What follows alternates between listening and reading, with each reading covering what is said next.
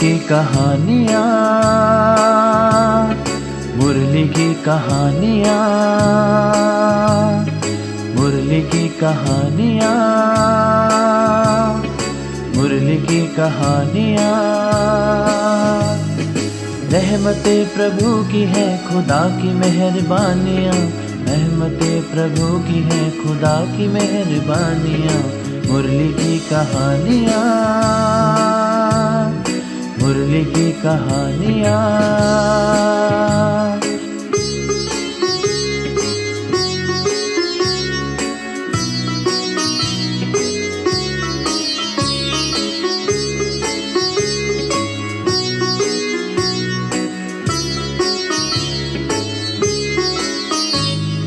गहरे भेद खोलती, श्रीमुख से बोलती, जोड़ती अध्यात्म से प्रेम रंग घोलती।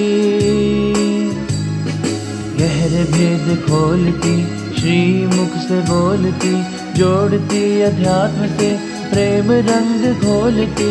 सद्गुणों की खानियाँ, ये मुरली की कहानियाँ, मुरली की कहानियाँ, मुरली की कहानियाँ, मुरली की कहानियाँ, मुरली की कहानियाँ।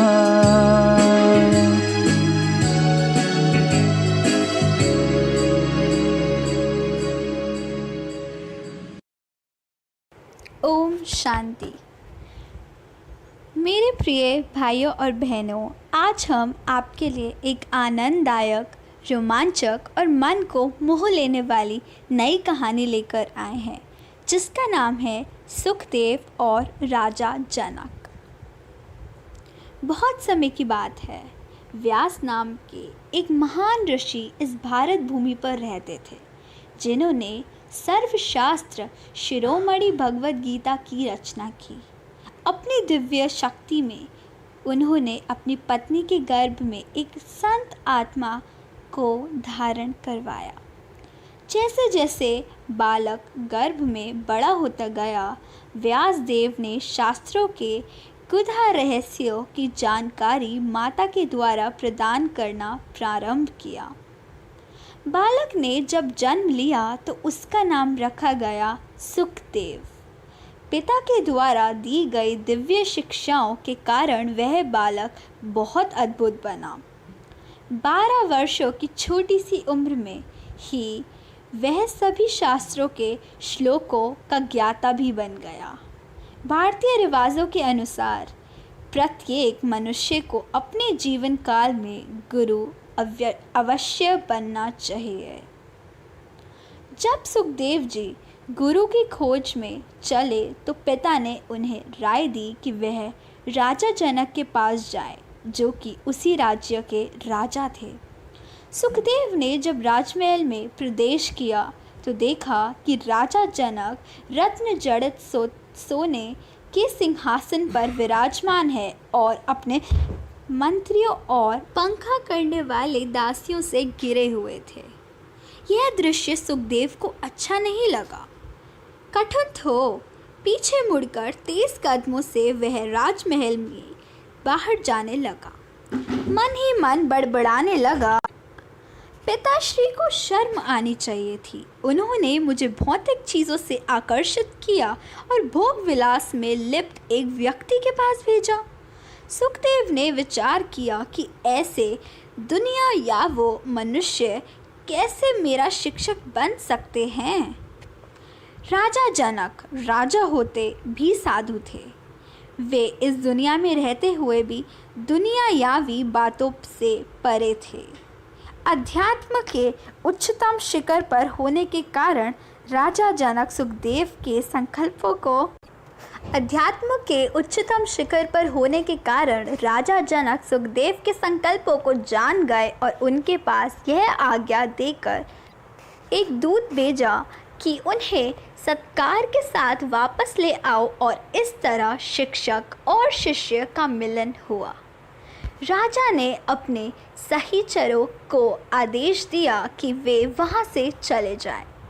इसके बाद दोनों ईश्वर चर्चा करने लगे तो उसमें ही लीन हो गए। 4 घंटे बीत गए। सुखदेव भूख और प्यास से व्याकुल होने लगे, परंतु राजा परमात्मा की याद में लीन थे। सुखदेव ने बाधा डालना उचित नहीं समझा। कुछ घंटे और व्यतीत हो गए। इतने में 2 दूत भागे भागे आए और कहने लगे, महाराज, पूरे शहर में आग लग गई है और यह आग बेकाबू हो महल के अंदर आ रही है। क्या आप देखने नहीं आएंगे और जानना नहीं चाहेंगे कि आग कैसे लगी? राजा ने उत्तर दिया, मैं अभी सुखदेव के संग परमात्मा चिंतन में व्यस्त हूँ। मेरे पास किसी और चीज़ के लिए समय नहीं है। 1 घंटे के उपरांत वे ही दूत भागे भागे राजा जनक के पास आए, उन्हें घेर लिया और कहने लगे, महाराज, कृपया भागिए, महल में आग लग चुकी है और यह दरबार की ओर बढ़ रही है। राजा ने उत्तर दिया, चिंता मत करो, मुझे परेशान ना करो, मैं अपने मित्र के साथ ज्ञान अमृत ग्रहण कर रहा हूँ। सुखदेव राजा की इस प्रकार की वृत्ति देख अचंभे में पड़ गए, परंतु उस आश्चर्य से वे भावित रहना चाहते थे। थोड़ी ही देर बाद आग में झुलसे हुए 2 दूत आए और राजा जनक के सामने चिल्लाने लगे, महाराज, महाराज, यह आग आपके सिंहासन की ओर बढ़ रही है, भागिए, नहीं तो आप दोनों भी जल जाएंगे। राजा ने फिर वही उत्तर दिया, आप दोनों स्वयं को बचाइए, मुझे परमात्मा की बाहों में सुरक्षा, शांति और आनंद मिल रहा है। मुझे इस विनाशकारी लौ से डर नहीं लगता। दोनों दूत वहाँ से भाग गए। वहाँ आग सुखदेव के शास्त्रों पर गठरी पहुँच गई, परंतु राजा जनक फिर भी अचल अडोल स्थिति में बैठे थे। सुखदेव अब शास्त्रों को जलता देख चौंक रहे थे और खड़े होकर आग बुझाने में लग गए ताकि उनकी अनमोल पुस्तकें बच जाएं। राजा जनक ने हंसकर हल्का सा हाथ मारा और आग बुझा दी। सुखदेव आश्चर्यवत देखते रह गए और बाद में अपने स्थान पर पुनः बैठ गए। जब राजा ने शांत भाव से कहा, हे युवक सुखदेव, तुमने मुझे दुनियावी चीज़ों में मोहित पतित राजा समझा, परंतु स्वयं को देखो, तुम सबकी रक्षा करने वाले भगवान की याद को छोड़कर अपनी पुस्तकों की रक्षा करने लगे। मैंने राजमहल के जल जाने की ओर भी ध्यान नहीं दिया। भगवान का हर कार्य चमत्कार से भरा हुआ रहता है। मैं आपको यही दिखाना चाहता था। वैसे तुमने घर बार छोड़ वैराग्य धारण कर लिया, फिर भी तुम परमात्मा से ज़्यादा इन किताबों के संग जुड़े हुए हो। ओम शांति। अभी आपने 2 कहानियाँ सुनी। महान ऋषि व्यास के पुत्र सुखदेव और राजा जनक की।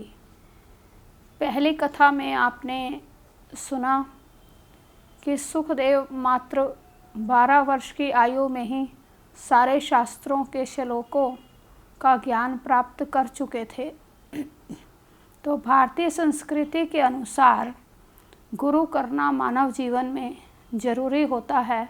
तो उनके पिता ने उनको कहा कि आपको गुरु बनाना है, सलाह दी, तो राजा जनक को गुरु बनाओ।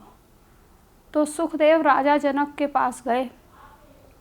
तो सुखदेव ने जब राजा जनक को देखा बाह्य रूप में कि वो तो बड़े ठाठ बाट में हैं, तो वो मेरे गुरु कैसे हो सकते हैं, तो वो विचलित हो गए और वापस मुड़ गए।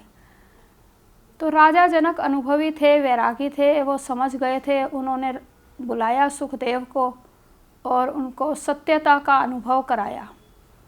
सत्यता का अनुभव करा के कहा कि मैं तो महल जल जाने के बाद भी महल की तरफ ध्यान नहीं दिया, लेकिन आप तो जो परमात्मा सबकी रक्षा करने वाला है उसको याद करने की बजाय अपनी पुस्तकों की रक्षा करने की ओर ध्यान दे रहे हो, और आपने घर बार छोड़ा, वैराग वृत्ति को धारण किया, और फिर भी परमात्मा की ओर ध्यान देने की बजाय आप किताबों से ज़्यादा जुड़े हुए हो। तो जुड़ना चाहिए परमात्मा से। तो इस प्रकार से बाबा भी हमको इस कथा का आध्यात्मिक रहस्य समझाते हुए बताते हैं कि बच्चे, कि तुम्हारा भी इस दुनिया से वैराग होना चाहिए। कैसे वैराग आए? तुमने मेरे को भी जान लिया है और सब कुछ भी जान लिया है, और दुनिया के हालातें भी देख रहे हो। समय को देखते हुए बच्चों के अंदर वैराग वृत्ति होनी चाहिए, लेकिन वैराग वृत्ति की बजाय बच्चे अलबेले हो जाते हैं और ये भी भूल जाते हैं कि ये सब विनाशी है। विनाशी देह है, विनाशी दुनिया है, मैं अविनाशी आत्मा हूँ।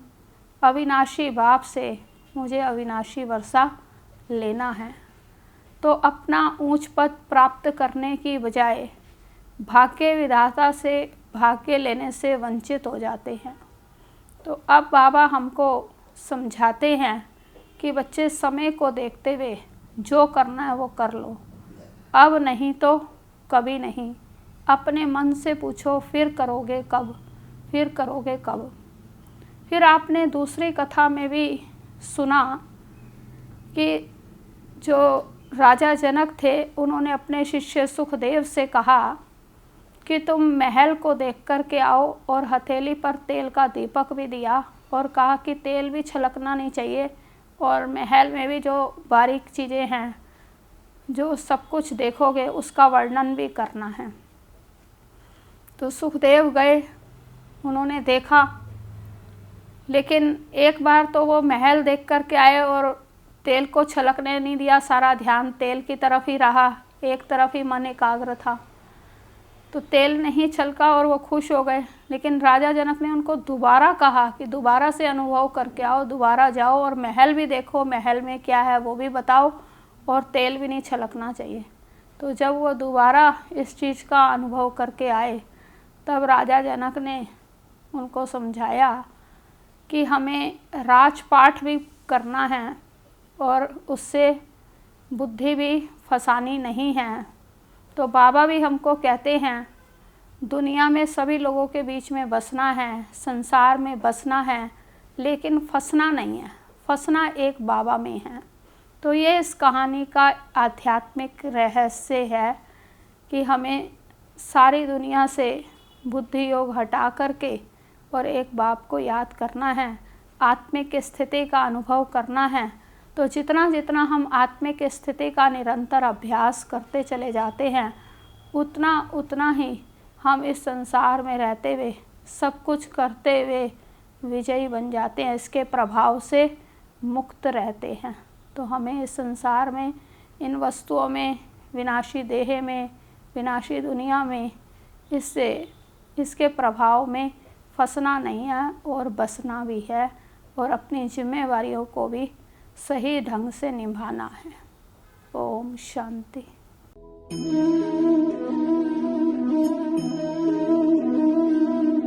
Thank you.